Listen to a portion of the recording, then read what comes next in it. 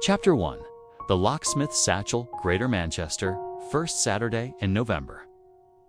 The rain is that fine, relentless mist that soaks you before you even feel it. Swinton Precinct Car Park is packed for the weekly car boot sale. Windscreen wipers going, boots slamming, steam rising from styrofoam cups. Ellie Harper, 34, hoodie up, needed to get out of her flat after a week of Zoom calls and deadlines. She restores vintage leather bags on the side. It keeps her hands busy and her mind quiet. Near the far end, an old bloke in a flat cap is selling nothing but tools and battered luggage. One item stops her cold. A dark brown leather satchel, Victorian looking, brass lock, green with age. The flap is stamped in faded gold. J. Redfern, locksmith, Est, 1892. Tenna, the man mutters, not meeting her eyes. Ellie runs her fingers over the scars and stitches, smells of tallow and old secrets. 5, she tries. He shrugs like he's glad to be shot of it. Take it. That night, under the angle poise lamp in her kitchen, she cleans decades of grime from the seams. When she lifts the false bottom, her breath catches.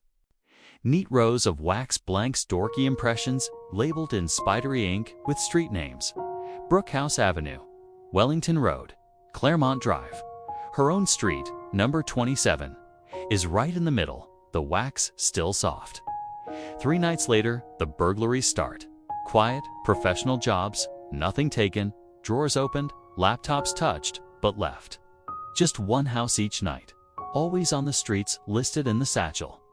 And every morning, Ellie finds a new wax impression added to the collection. Perfect duplicates of locks she has never seen. She starts sleeping with the satchel padlocked to a radiator. The new impressions keep appearing anyway. Chapter 2. The camcorder that remembered. Ryan Malik drives Uber nights to pay for film gear he never has time to use. When the old mill on Adelphi Street finally shuts its charity shop, everything is £1 or less. Among the cracked mugs and Anne Rice paperbacks sits a brick-sized Sony Hi8 camcorder, still with a tape inside. He hands over 50 pence and forgets about it until the weekend. Sunday night, Salford Keys flat, rain rattling the balcony doors. Ryan plugs the camcorder into his TV for a laugh. The tape whirs, counterstuck on 0012. Grainy 1998 timestamp. A family mom-dad, 2 little girls are having tea in the exact same open-plan living room Ryan is sitting in now. Same weird angle where the kitchen island should be. Same crack in the ceiling he keeps meaning to tell the landlord about. The dad lifts the camcorder, waves at the lens. Then every face turns toward the hallway. The mom grabs the girls. The picture jerks, tape screeching. Something tall walks straight at the camera and the footage cuts to snow. Ryan laughs nervously, ejects the tape, goes to bed. At 3:17 a.m., the red record light on the camcorder glows in the dark. It's pointing at his bedroom door from the living room floor. In the morning, he plays the new recording, 8 silent minutes of himself asleep, breathing fogging in the cold, while the bedroom door behind him slowly opens by itself. Every night after that, the camcorder films fresh footage of Ryan sleeping, of the door opening wider, of something standing just out of shot getting closer. Chapter 3. The Watcher's Looking Glass. Priya. Shaw works nights at Salford Royal A&E. Sleep is precious. Daylight, even more so. On her way home, she spots a car boot on a quiet Eccles cul-de-sac. One seller, an old man with milk blue eyes, has only a single item left. An oval wall mirror, blackened silver frame, glass rippled like water. 20 quid, he says, voice trembling. Please, take it off my hands. Priya needs something for the bare wall above her fireplace. She pays. The old man grips her wrist. Don't hang it where you sleep. That evening, she does exactly that. The first night she dreams of standing in front of the mirror and seeing the old man behind her, inside the glass, mouthing words she can't hear. The next afternoon, she finds his battered Vauxhall Cavalier parked opposite her house. He sits motionless for hours.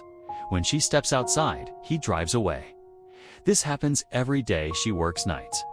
On her 4th day off, she covers the mirror with a bedsheet. The cavalier never returns. But now, when Priya walks past the sheeted mirror, she catches movement beneath the fabrics. One tall standing perfectly still on the other side of the glass, waiting for the sheet to come down. Chapter 4. The Rocker That Wouldn't Rest. Tom Reynolds, history teacher, newly divorced, is clearing his head at a house clearance sale in Seedley. The deceased was a reclusive widow, 93, no family. Everything must go.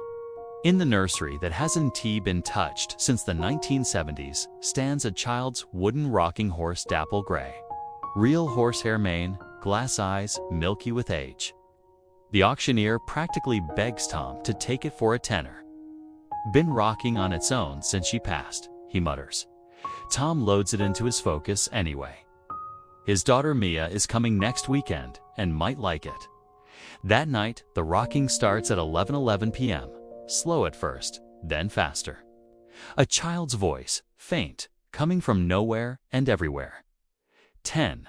Creak, creak, creak. 9. Tom unplugs every baby monitor in the house, checks the loft, the windows. Night after night, the countdown continues. On the 7th night, the horse is galloping so hard the floorboards shake. 2, 1. Silence. Then the patter of bare feet running past Tom's bedroom door, down the hallway, and stopping outside Mia's empty room. The next morning, Tom drags the horse to the tip on Eccles Old Road. He heaves it onto the pile of black bags. As he walks away, he hears it again, slow, deliberate rocking, and a child's voice, clearer than ever. Ready or not? Here I come. That same afternoon, for strangers, Ellie with her satchel, Ryan clutching the camcorder. Priya wrapped mirror under one arm. Tom white-faced arrive at the same municipal tip within minutes of each other. They recognize the terror in each other's eyes. On the ground, they find a freshly burned patch of earth. Someone has already been here with petrol and a box of matches. In the cooling ashes lie 4 brass nameplates. J. Redfern, locksmith, Sony, HI8. Widow M. Greaves rocking horse, 1974, and tire tracks leading away deep, fresh, heading back toward the city. Some things aren't sold because their owners are moving house. Some things are sold because their owners are desperate to keep them out of the ground. Thanks for watching. Sleep well, Manchester. And maybe check the boot of your car before you drive home next Sunday.